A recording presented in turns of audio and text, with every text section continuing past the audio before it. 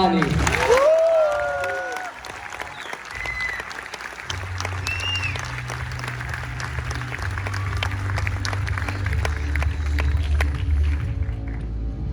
عليكم ورحمة الله وبركاته. وعليكم السلام. حياكم الله جميعا. Did anybody see my thobe? I think Cheryl took it.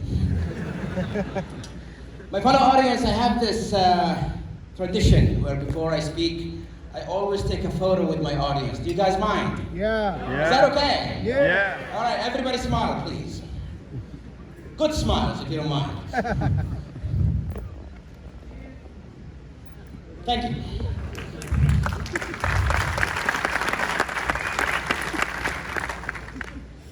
My fellow audience, what is your measure of success? How do you know that you made it? Now, it's a simple question, but the answer is sometimes much harder. In a small village in Abha where I grew up, I was a shy child who couldn't speak to anybody. I always spent most of my time in my room. And because I spent most of my time in my room, I always read a lot, and thus I was always the top of my class. Always number one. First grade, second grade, third grade, all the way. I got used to it. It's my thing now. But it all changed when I reached high school. Because in high school, I met my worst enemy. His name is Turkey. Let me tell you about this Turkey. Now, Turkey was very popular. Everybody knew him. He hung out with everybody. He was very social. On the other hand, I sat at the back of the class, quiet, just staring at everybody. The kind of kid that you would look at and think, yep, he's going to grow up to be a serial killer one day. Now, Turkey was a handsome young man. Me, on the other hand, you can see for yourself. But what made it even worse is after the first meeting, the school principal walked into our class and hung the list on the wall of the top 10 students in the class, kind of a motivation to everybody. And when I looked at that list, Turkey was first, and I'm second. Have you ever wanted to kill someone? The one thing that I had, and this guy is taking it away from me. Why? He had everything. And he cannot even give me this? You know what? That's it. The race is on. I need to beat this guy somehow. For the next midterm, I studied super hard. I did extracurricular stuff, whatever I can just to get my points up. And then after the midterm, the list on the wall again. Turkey's first, I'm second. And you know what really bothered me though? He didn't even study. Have you had that student in your class? He never studied, he just walks in and boom, he gets all the grades. 3 years of high school, Turkey was always first, I was always second. We finished high school, and I applied to King Khalid University in Abha, in the medical field. I've always dreamt to be a doctor ever since I was a little kid. Turkey applied in the same school too, different major. But then my dad got me the opportunity to have a scholarship to study in the United States. So I had an option to make. Do I go and study in America? Or do I spend 4 more years with this guy? You know what? Let him rot in our little school. I'm gonna go to the US. And that's what I did. 4 years of college, I graduated with an engineering degree, I came back, my work is good, the pay is fantastic, life is amazing. But I kept on thinking, whatever happened to Turkey? So I called some of my friends from high school. Yo, man, how you doing? Oh, well, I'm doing so good. By the way, how is Turkey doing? Well, he finished his bachelor's degree, and now he's doing his master's degree.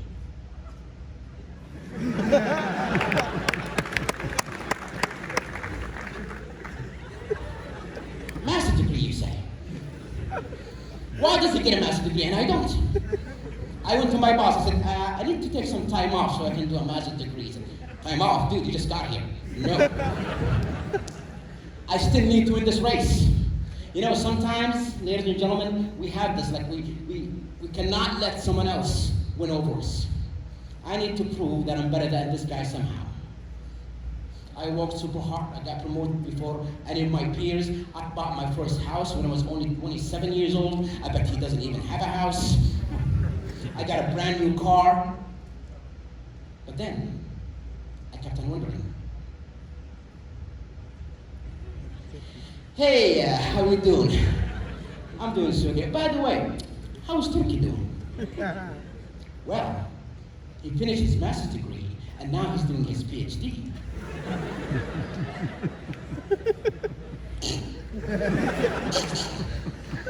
PhD, you say? This guy did a DR in front of his name and I don't? How can I win this race? I need to do even more. I worked even harder. I bought my second house. In 2015, I won the world championship. I'm all over the news and all over the media and all over YouTube. I bet nobody knows who he is. But then it came crashing down in 2018. I flew to Abha to see my parents. And one day, I was at a coffee shop. And as I was walking out, I saw him. I hadn't seen him since high school. We shook hands. And then he asked me the question that I've been waiting for him to ask me all these years. So Muhammad, how are you doing? How am I doing? How am I doing? I'm going to tell you how am I doing. And I started to tell him about everything. You know, the job that I have, you know what kind of car I drive. I even showed him my bank statement just to show how much money I have. And I'm sure you've seen me on YouTube and all over the news. And with everything I'm telling him, I'm looking at his face. I'm waiting for that look. I'm waiting for the look that says, yeah, Muhammad won and Turkey lost. But to my surprise, with everything I'm telling him, this guy's smiling more and more. He's happy. Why is he happy? He shouldn't be happy. I just won the race. He should be devastated. But then I flipped the question. I said, by the way, how are you doing? He told me that he finished his PhD and now he teaches in the same university. Teaching. How much money does that make? He said, it's never about the money. Ever since I was a kid, my dream was to be a teacher one day. And now I'm living my dream. Every day when I come to work, it doesn't even feel like work anymore. I am blessed. And that's when I realized this guy really won the race. But what I also realized is this whole race was just in my head. He wasn't even racing.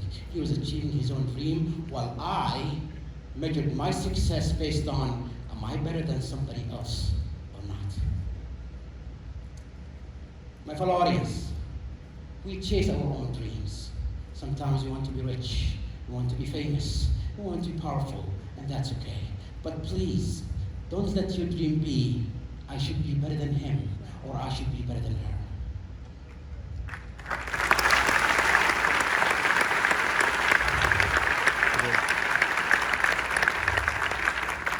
There will always be someone who's richer than you. There will always be someone who's more famous than you. There will always be someone who's in a higher position than you. And if you kept chasing to beat that new person, you will never be satisfied. You will never be happy with what you have. If somebody else achieves a dream that you were looking for, that's okay. We clap for them and tap on the shoulder, congratulations. But you know what? I have my own journey. The only race that you are in is the race with yourself. Thank you so much for listening.